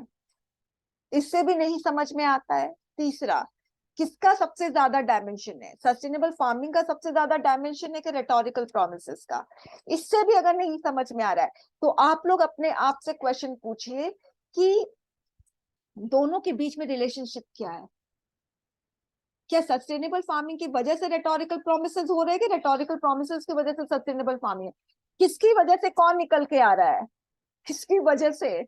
सस्टेनेबल फार्मिंग की वजह से ना रेटोरिकल प्रोमिसेस आ रहा है कि रेटोरिकल प्रोमिसेस की वजह से सस्टेनेबल फार्मिंग आ रहा है? टेल मी, किसकी वजह से? सस्टेनेबल फार्मिंग की वजह से रेटोरिकल प्रोमिसेस आ रहे हैं कि रेटोरिकल प्रोमिसेस की वजह से सस्टेनेबल फार्मिंग आ रहे हैं? मैम रिटोरिकल प्रोमिसेस की वजह से सस्टेनेबल फार्मिंग आ रहे हैं, एज फार आई बिलीव। हम सस्टेनेबल फार्मिंग की वजह से रिटोरिक प्रोमिस आ रहे हैं। देखो सस्टेनेबल फार्मिंग जो है, गवर्नमेंट ने प्रॉमिस किया था कि वो सस्टेनेबल फार्मिंग को बढ़ावा देंगे, तो एक्चुअली सस्टेनेबल फार्मिंग है और इसकी वजह से प्रॉमिसेस किए जा रहे हैं। तो sustainable farming, got my point. अब मुझे ये बताओ, विपुल आप बताइए, इसमें जनरल कंपोनेंट कौन सा होगा, स्पेसिफिक कंपोनेंट कौन सा होगा? मैम रिटोरिकल प्रोमिसेस जनरल होगा और सस्टेनेबल फार्मिंग स्पेसिफिक होगा।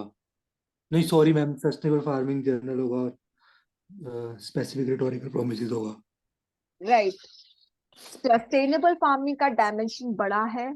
सस्टेनेबल फार्मिंग के अंदर रेटोरिकल प्रोमिसेस आ रहे हैं, सस्टेनेबल फार्मिंग से निकल के रेटोरिकल प्रोमिसेस आ रहे हैं। ऐसा नहीं है रेटोरिकल प्रोमिसेस से निकल के सस्टेनेबल फार्मिंग आ रहा है। ये पता है स्टूडेंट्स, ये सब तो फिर सेंस वाली बात आ जाएगी। ये कॉमन सेंस है कि सस्टेनेबल फार्मिंग से निकल के रेटोरिकल प्रोमिसेस आ रहा है। मैम ठीक है, कैन आई एक हाँ क्वेरी था। मैम रिटोरिकल प्रोमिसेस भी एक बड़ा डायमेंशन हो सकता है राइट? उसमें बहुत सारे लाइक अलग अलग, जैसे सस्टेनेबल फार्मिंग एक डोमेन हो गया, multiple promises they have claim right? तो एक सस्टेनेबल फार्मिंग हो गया, कुछ और रिफॉर्म्स के लिए बात हुई, कुछ और चीजों के लिए बात हुई है। तो एक कंपोनेंट आपका ये नहीं हुआ, अगर आप देखे जाए, आप जैसे आप वेन डायग्राम की बात कर रहे थे, लेट अस सपोज कि रिटोरिकल प्रोमिसेस एक बड़ा डायग्राम है, उसके अंदर वो नहीं होता है मैम, सस्टेनेबल फार्मिंग आ रहा है। यस मैम, मैं भी यही सोचता हूँ जो वरुण कह रहे हैं। हाँ, ठीक है ठीक है, मुझे कुड बी समझ वन में ऑफ आया। The yes one of ma'am the way same. Of. Yes yes, I understood. ठीक ओके। है। अब स्टूडेंट्स देखो, आप लोग इसमें क्या लिखा है, sustainable farming is the need of hour then rhetorical promise. अब कनेक्शन बिल्डअप करने की कोशिश करो। इससे आप लोगों को पता चल रहा है कि प्रॉमिसेस किए गए हैं सस्टेनेबल फार्मिंग को इनिशिएट करने का, प्रमोट करने का, एनकरेज करने का। फाइन। तो आप लोग, और इसमें एक और चीज लिखा है कि sustainable farming is more important then rhetorical promises. तो आप लोगों को एक सेंस ये भी होनी चाहिए कि यहाँ पर ये जो रेटोरिकल प्रोमिसेस कौन कर रहा है और कौन कौन से रेटोरिकल प्रोमिसेस हुए हैं, आप लोगों को इसके बारे में बात करनी पड़ेगी। Does it make sense? Yes ma'am. है ना? तो आप लोग देखिए स्टूडेंट्स, ये सब चीज आप लोगों को क्लिक करनी चाहिए। जो वरुण कह रहा वो भी सही है, ठीक है। बहुत प्रोमिसेस को आप बहुत इसको आप बड़ा डायमेंशन है, तो the government has promised for sustainable farming, for this, for that, for ending corruption, ये सब ठीक है। तो उसमें एक आ गया सस्टेनेबल फार्मिंग, उस तरह से देखा जाए तो। मगर पता नहीं, मैं इस तरह से नहीं देख पा रही हूँ। मैं ये देख रही हूँ कि सस्टेनेबल फार्मिंग एक बहुत बड़ा डायमेंशन है, बहुत बड़ा सब्जेक्ट है, और उसके अंदर रेटोरिकल प्रोमिसेस एक छोटा सा, मुझे ये पिक्चर आ रहा है वेन डायग्राम वाला। ठीक है, तो सस्टेनेबल फार्मिंग आपका जनरल कॉम्पोनेंट हुआ और रेटोरिकल प्रोमिसेस आपका स्पेसिफिक कंपोनेंट हुआ। तो अब मेरा ये क्वेश्चन है और मैं पूछ रही हूँ पार्थ से। पार्थ, मुझे ये बताइए कि सस्टेनेबल फार्मिंग अब किस इंट्रोडक्शन में, सॉरी, आपका जो मेन बॉडी होगा उसमें किसके बारे में बात करोगे, सस्टेनेबल फार्मिंग के rhetorical promises? Parth. Ma'am sustainable farming के। Sustainable farming is general component, rhetorical promises specific component. अब मेन बॉडी में किसके बारे में बात करोगे? मैम सस्टेनेबल फार्मिंग के करेंगे। नहीं, you have to talk about specific component. Rhetorical promises. हाँ हाँ बिल्कुल, जैसे यहाँ पता constitutionally punishable is general component, तो ओके मैंने इसके बारे में बिल्कुल बात नहीं की थी मेन बॉडी में। वैसे ही sustainable farming is general component, mute कर लेना। तो इसके बारे में मैं अपने मेन बॉडी में नहीं बात करूंगी, तो कहाँ बात करूंगी? मैं इंट्रो में बात कर सकती हूँ। Fine, okay. अब चलिए, ये वाला क्वेश्चन कौन सी ईयर में आया था? 2019 में आया था क्या? यहाँ 2018 मैम 2018। 18 में आया? 18 में तो नजर नहीं आ रहा है मुझे। मैम 19 में है। 19 में आया मैम। हाँ वही ना, मैंने, मुझे यहाँ पर चेंज करना होगा। अब मैं आप लोगों को एक बार ऐसे क्वेश्चन दिखा देती हूँ। आप लोग को ज्यादा अच्छे से समझ में आएगा आउटकम।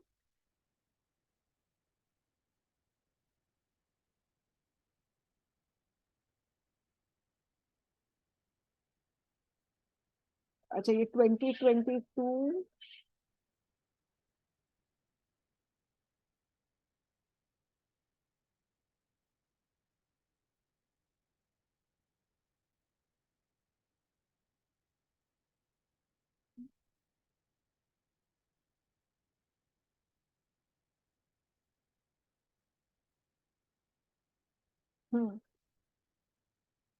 ये रहा सी।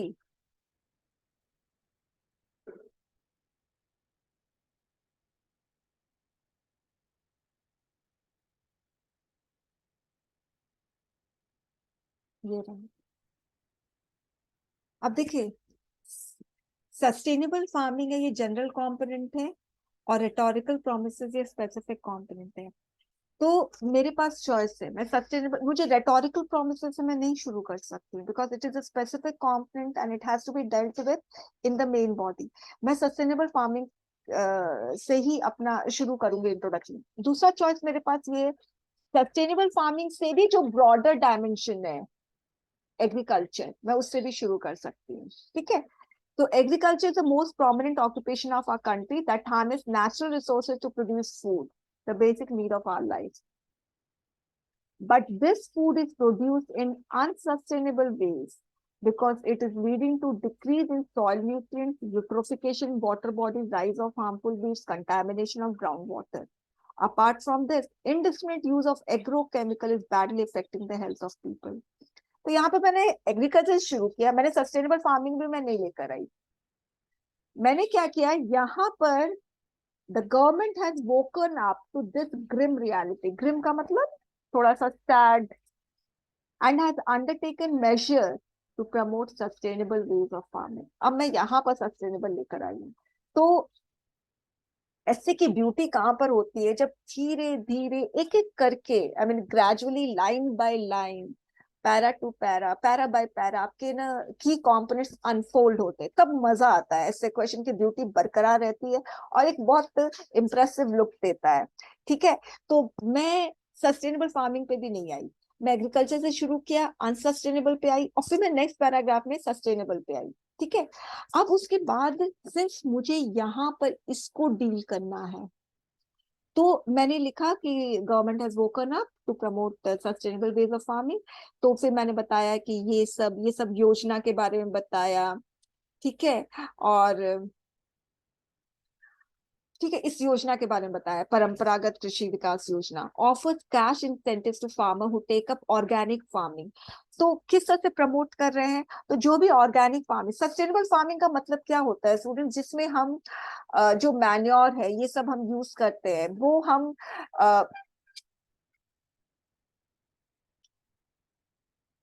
जो भी हम लोग कोई भी केमिकल यूज नहीं करेंगे फार्मिंग करते वक्त, एग्रीकल्चर करते वक्त कोई केमिकल यूज नहीं हो रहा है, तो वो सस्टेनेबल फार्मिंग होगा या वो ऑर्गेनिक फार्मिंग होगा।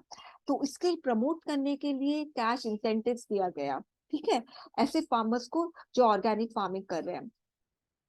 मगर ये इनिशिएटिव रेटोरिकल है, ये वर्ड मैं लेकर आई क्योंकि गवर्नमेंट का objective it is to increase export oriented organic production without due regard to domestic market.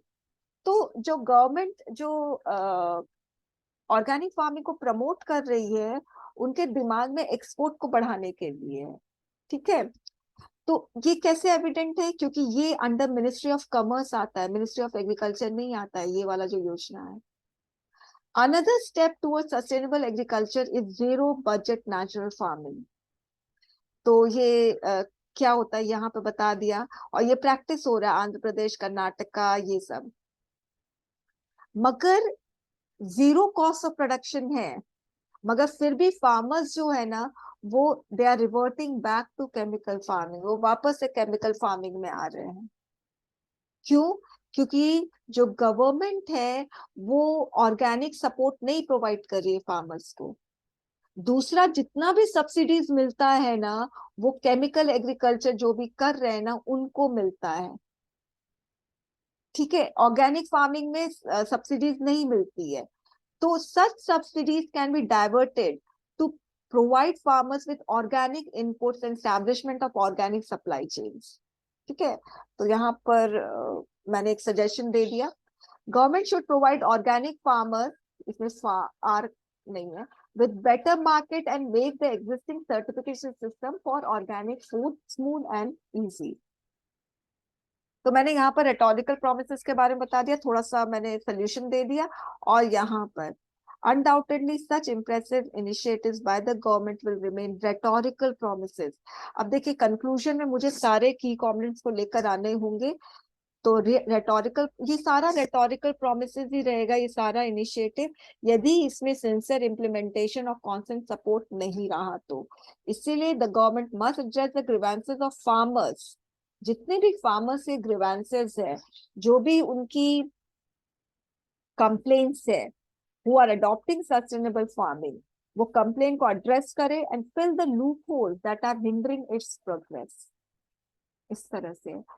तो यदि स्टूडेंट्स आप जनरल कंपोनेंट और स्पेसिफिक कंपोनेंट अगर पहचान लेते हो, तो आप लोगों को ऐसे का स्ट्रक्चर बनाने में आप लोगों को मुश्किल नहीं होगी। ठीक है, अभी बहुत है, अभी तो हमने 2 ही ऐसे क्वेश्चन का प्रैक्टिस किया है। अच्छा, अब उसके बाद जैसे मैंने यहाँ पे एक एग्जांपल दिया, किस तरह से स्पेसिफिक कंपोनेंट को हमें आइडेंटिफाई करना चाहिए। देखिए जनरल कंपोनेंट और स्पेसिफिक कंपोनेंट को जब आप आइडेंटिफाई कर लेते हो, तो remember you have to deal with specific component, है ना, जो मेन बॉडी है ऐसे का आंसर्स का। और जो जनरल कंपोनेंट, उससे आप इंट्रो शुरू कर सकते हो, या जो जनरल कंपोनेंट से भी जो भी और भी ब्रॉडर एस्पेक्ट है उससे भी शुरू कर सकते हो। अब specific component is the narrowest of all keywords given in the essay question. Specific component एकदम narrow रहेगा, जैसे sustainable farming बड़ा है, rhetorical promises छोटा है, ठीक है, narrow. Analyze how I am making the keyword of the essay question narrow in the following essay questions. मतलब इस essay question में इस ऐसे क्वेश्चन में मैं किस तरह से स्पेसिफिक कंपोनेंट, मतलब नैरो कैसे बना रही हूँ मैं बता रही हूँ। जैसे म्यांमार जनरल कंपोनेंट है, कू इन म्यांमार, तो यहाँ पर म्यांमार जनरल हो गया और ये क्या हो गया, स्पेसिफिक हो गया, इसको कूप नहीं पढ़ेंगे, ठीक है, तो ये स्पेसिफिक हो गया। फिर म्यांमार कू एंड वॉयलेंस दोनों, तो violence becomes a specific component, यानी इसकी वजह से क्या वॉयलेंस हुए हैं, तो ये पूरा का पूरा एमसी बन गया जनरल कंपोनेंट, और उसकी वजह से ये जनरल कंपोनेंट हो गया, मुझे बाहर लिखना चाहिए था, और इसकी वजह से जो वॉयलेंस हो रहे हैं वो बन गया स्पेसिफिक कंपोनेंट। अब देखो, Myanmar coup and violence, India feels the heat, okay, तो अब ये पूरा का पूरा जनरल कंपोनेंट हो गया, और ये हो गया स्पेसिफिक कंपोनेंट पूरा। आई मीन ये जो पूरा है ना, ये पूरा जनरल कंपोनेंट, ये वॉयलेंस सब कुछ, यानी म्यांमार में जो भी वॉयलेंस हो रहा है, इंडिया को उसका इफेक्ट पड़ रहा है, तो इंडिया को क्या इफेक्ट पड़ रहा है ये आप डील करोगे मेन बॉडी में, ये स्पेसिफिक कंपोनेंट हो गया। ठीक है, अब जैसे crime against women is an expression of male domination, ठीक है, अब इसका आप लोग अगर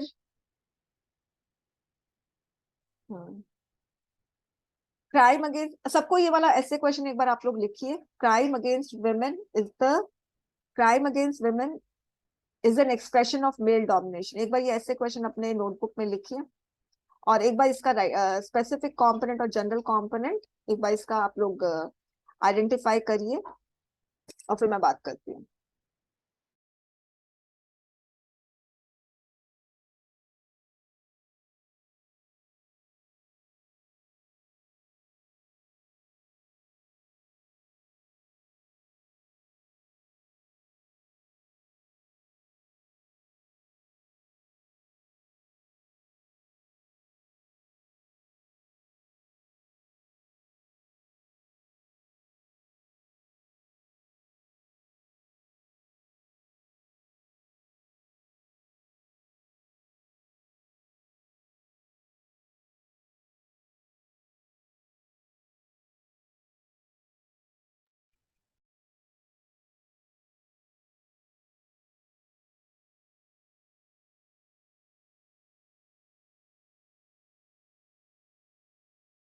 मैम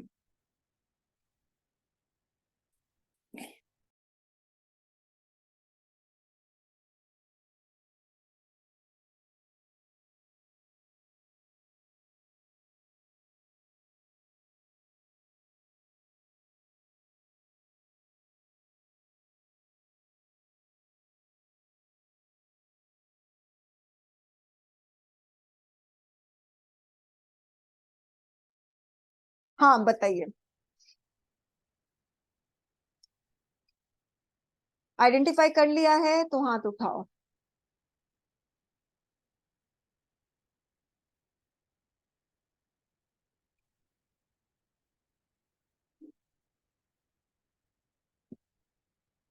गुड।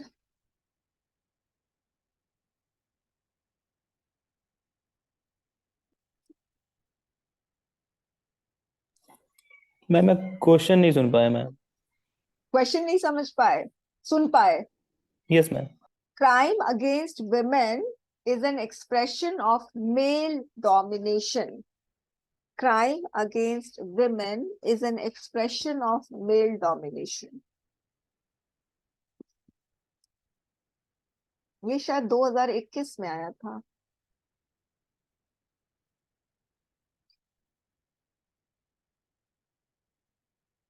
Very nice. 10 साल हो गए हैं।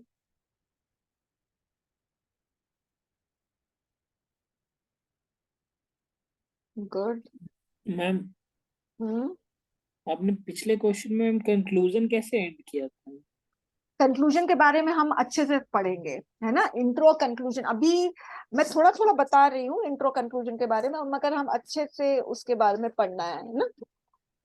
अभी सिर्फ आप है ना जनरल और स्पेसिफिक कंपोनेंट आइडेंटिफाई करने की कोशिश करो, फिर हम 2022 वाला लेंगे।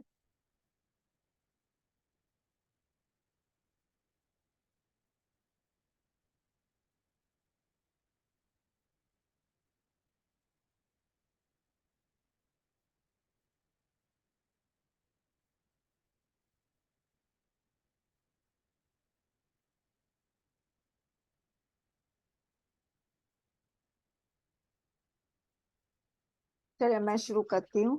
अनु आप मुझे बताइए कि मैम इसमें हाँ, yes बोलिए। ma'am, crime against women is a general component and male domination is a specific component. ऐसा क्यों? रीजन? मैम बिकॉज मैम पहले मैं ये सोच रही थी कि जैसे आपने वोटिंग वाला बोला था, सॉरी जो ये था रियोटिकल प्रोमिसेस, मैम पहले हम ये सोच रहे थे कि प्रोमिसेस बहुत सारे हो सकते हैं, उसमें सस्टेनेबल फार्मिंग एक छोटा सा होगा मैम, बट हमें सिर्फ रियोटिकल प्रोमिसेस के वही प्रोमिसेस बताने हैं जो सस्टेनेबल फार्मिंग के मतलब सस्टेनेबल फार्मिंग के लिए किए गए हैं। तो बिल्कुल। मैम मेल डोमिनेशन के बारे में हमें सिर्फ क्राइम अगेंस्ट वुमेन के रिगार्डिंग ही बताना है। मेल डोमिनेशन वैसे बहुत सारा हो सकता है, but general component is crime against women. हाँ ठीक है। अच्छा, आ, राहुल आप ट्राई करिए। Yes ma'am. इसमें मैम जो क्राइम अगेंस्ट वुमेन है वो जनरल कंपोनेंट है और male domination is specific component. ठीक है, रीजन? हाँ मैम, यही कि मैम इसमें जो जो जो मेन कारण है, मतलब जो स्पेसिफिक कारण है जो क्राइम अगेंस्ट वुमेन का, वो मेन कारण है male domination. So I think this is. हाँ हाँ हाँ, ठीक है। म्यूट कर लेना। तो बेसिकली क्राइम अगेंस्ट विमेन के कॉजेज बहुत सारे हैं, ठीक है। क्राइम विमेन के अगेंस्ट क्यों हो रहे हैं उसके बहुत सारे कारण हैं, उसमें से एक कारण मेल डोमिनेशन है। तो मेल डोमिनेशन अगर हम वेन डायग्राम बनाएंगे तो ये पूरा क्राइम अगेंस्ट विमेन हो जाएगा, और उसमें एक बहुत सारे कारण हैं मगर हम एक कारण को हम डील करेंगे, वो है मेल डोमिनेशन का। ठीक है, तो ये आपका मेल डोमिनेशन आपका स्पेसिफिक कंपोनेंट हो जाएगा और क्राइम अगेंस्ट वुमेन आपका जनरल कंपोनेंट हो जाएगा। मेरा नेक्स्ट क्वेश्चन है प्रिंस से। प्रिंस अब मुझे बताइए, मेन बॉडी में आप किसके बारे में लिखेंगे? मेल डोमिनेशन के बारे में लिखेंगे कि क्राइम अगेंस्ट वुमेन के बारे में लिखेंगे? मैम मेन बॉडी में क्राइम अगेंस्ट वुमेन के बारे में लिखेंगे क्योंकि वो जनरल कंपोनेंट है।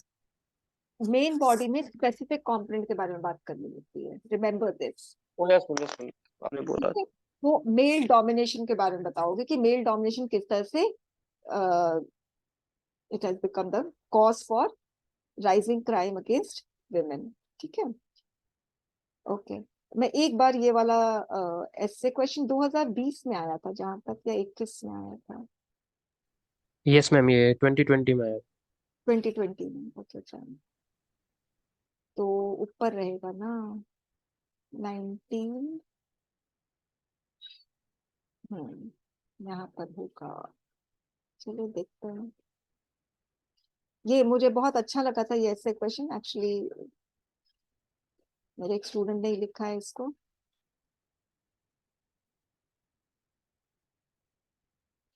अब देखिए, मेल डोमिनेंस जो है, मेल डोमिनेंस है कि डोमिनेशन है, क्या है?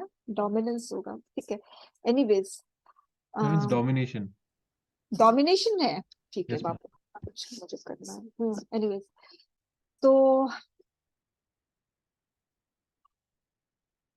तो ये वाला जनरल कंपोनेंट है, ये आपका स्पेसिफिक कंपोनेंट है। तो जनरल कंपोनेंट से मैं शुरू कर सकती हूँ इंट्रो, ठीक है। तो देखते हैं। So has been the history of India that greats like Swami Vivekanand preferred to abolishing the wrongful acts against women rather than fighting Britishers. So Swami Vivekanand ने ब्रिटिशर्स से फाइट नहीं किया, women के अगेंस्ट जो injustice हो रहे हैं उसके अगेंस्ट उन्होंने आवाज उठाई थी। This is so because he considered eradicating social evils against women caused by male dominance more important than overpowering external enemy. It exemplifies the prominence of vicious patriarchy in Indian society. तो देखिए students, intro के first line में मैंने ऐसे question को expose नहीं किया है, फाइन। पूरा का पूरा ऐसे क्वेश्चन एक्सपोज नहीं हुआ है। उसके बाद सोशल इविल्स अगेंस्ट विमेन, ये वाला मैंने, ये चीज थोड़ा बहुत मैंने एक्सपोज कर दिया। उसके बाद मेल डोमिनेंस में यहाँ पे यानी सेकंड सेंटेंस में ये ऑलमोस्ट पूरा ऐसे क्वेश्चन एक्सपोज हुआ है। सेकंड में कभी भी ऐसे क्वेश्चन को पूरा का पूरा एक्सपोज नहीं करना चाहिए, है ना, ब्यूटी खत्म हो जाती, अगली लुक देता है फिर ऐसे। Anyways, such patriarchy, male dominance, such patriarchy dates back to prehistoric era. Actually, जो रामायण महाभारत है इसको मिथोलॉजिकल या मिथ मानते हैं, मगर मैं नहीं मानती हूँ।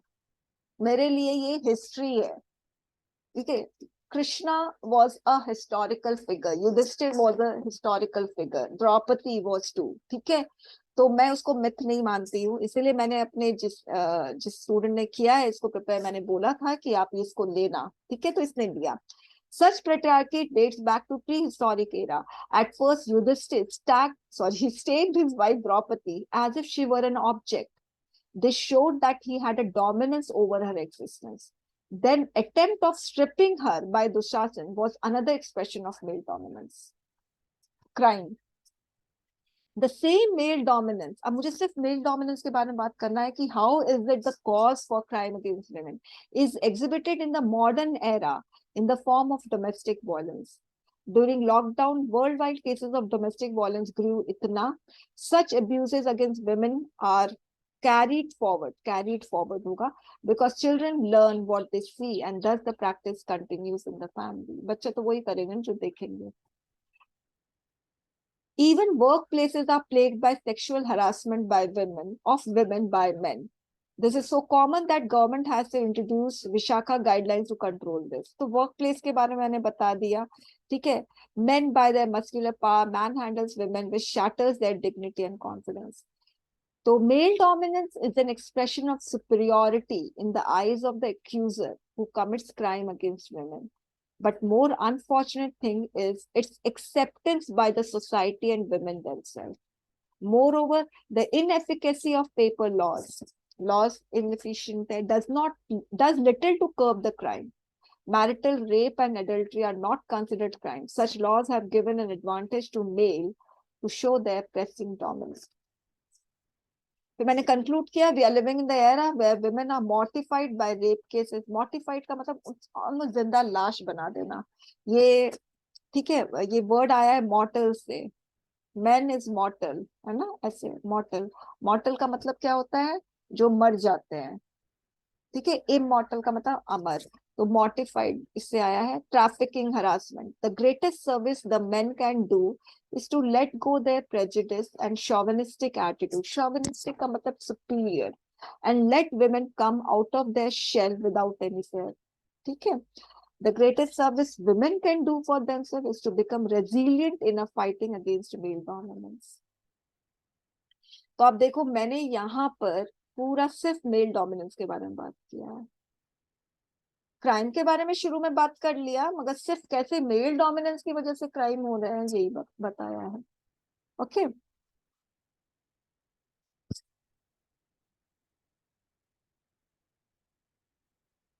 हम्म,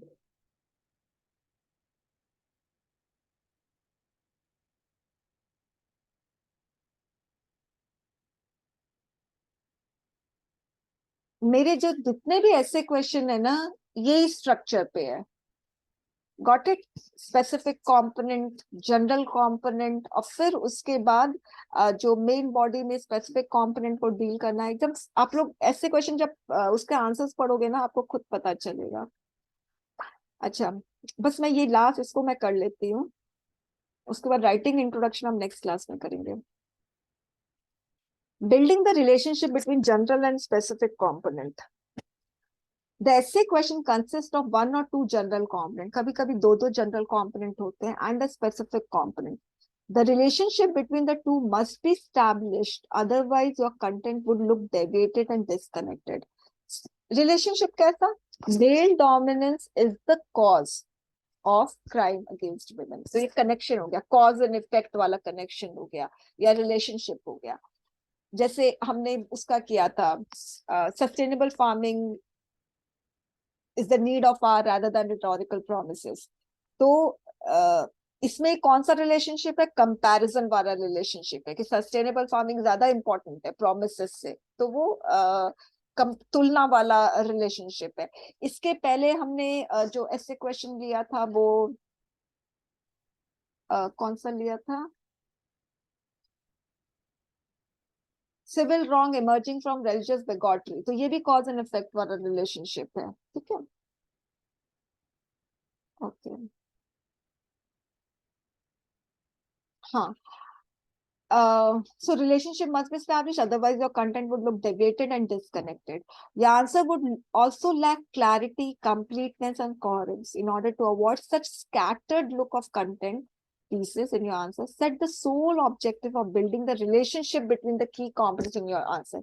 आप लोगों को entire main body में relationship, जैसे male dominance is the cause, तो कैसे males women को हरास कर रहे हैं वर्क प्लेस में या घर में, वो कॉज बताना है आपको। The following are the examples that will give you the clear insight of how relationship between the key component is built. Look at one of the paragraphs of the essay question of 2018.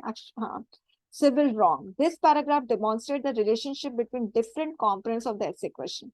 Civil wrong, पहला, religious bigotry दूसरा, constitutional punishable तीसरा। तीन component, तीनों के बीच में inter relationship कैसे आया है वो है, such religious bigot must be punished under constitution।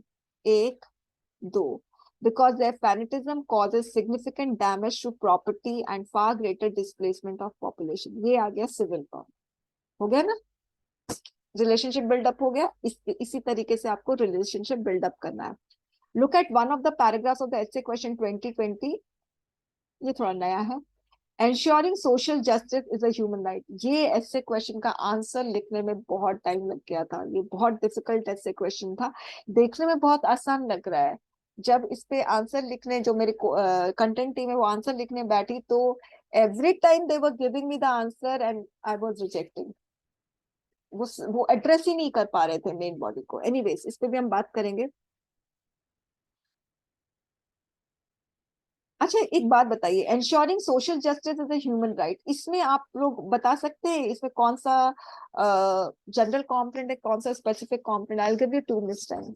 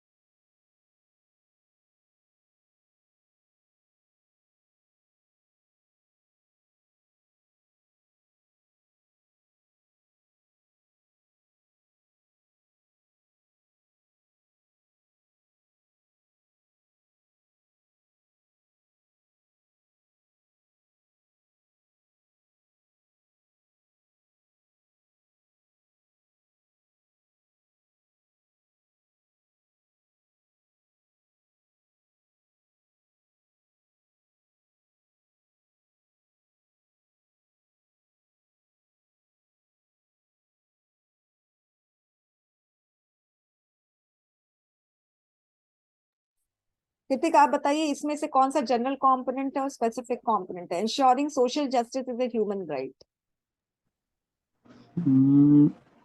Ma'am, specific component, sorry, general component would be human right and specific component would be ensuring social justice. Yes, yes.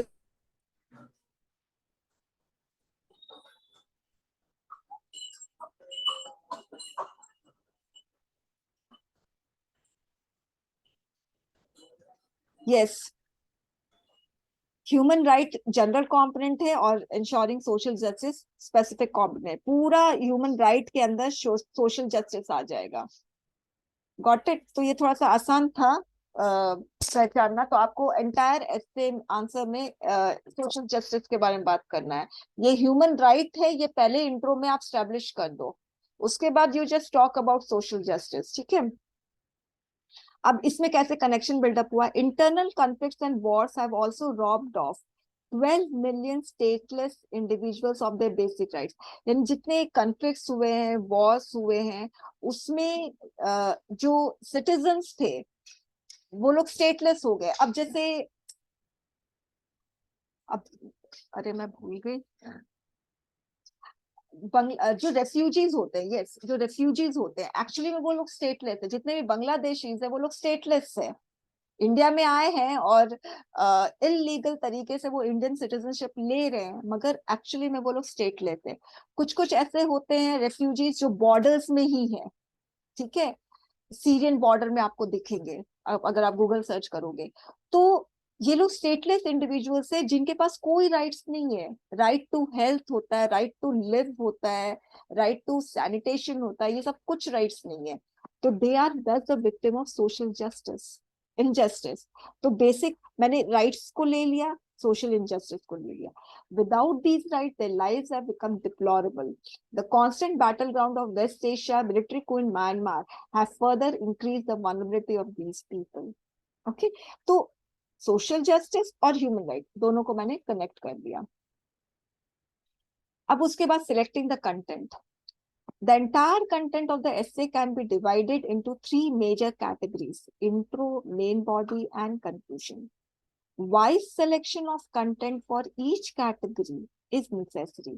Intro में कौन सा piece of content लोगे, main body में कौन सा piece of content लोगे, conclusion में कौन सा piece of content लोगे, उसको आपको select करना है. Each piece of content should be such that it fulfills the demands of the essay question. Essay question का demand को fulfill करे, justify करे.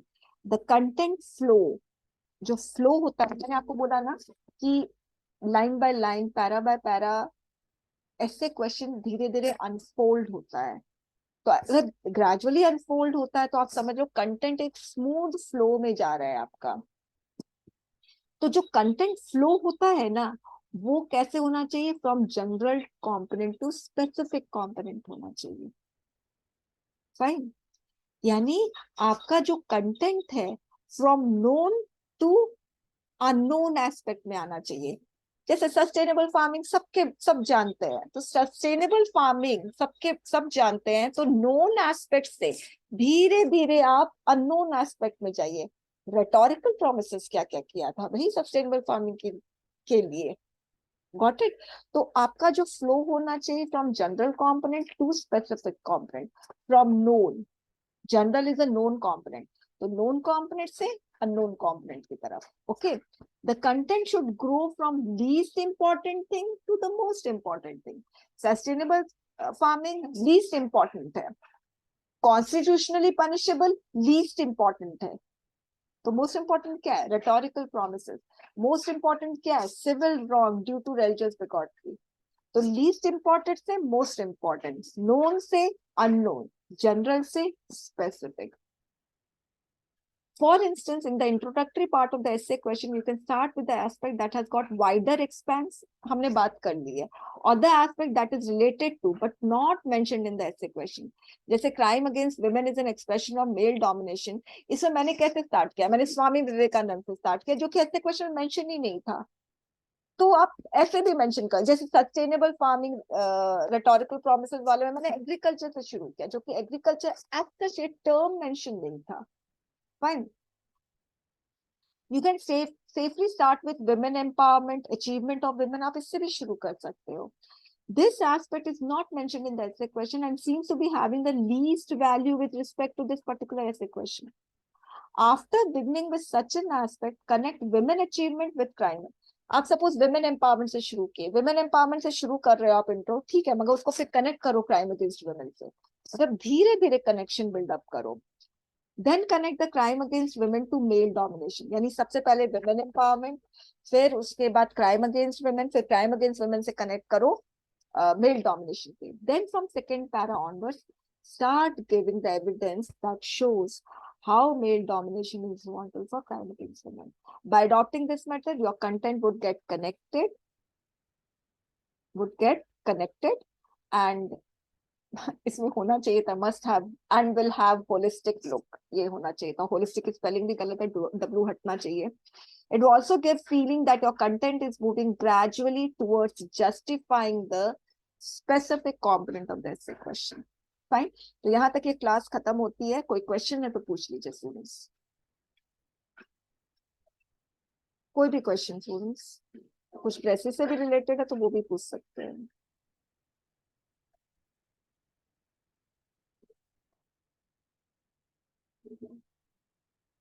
कोई क्वेश्चन नहीं है?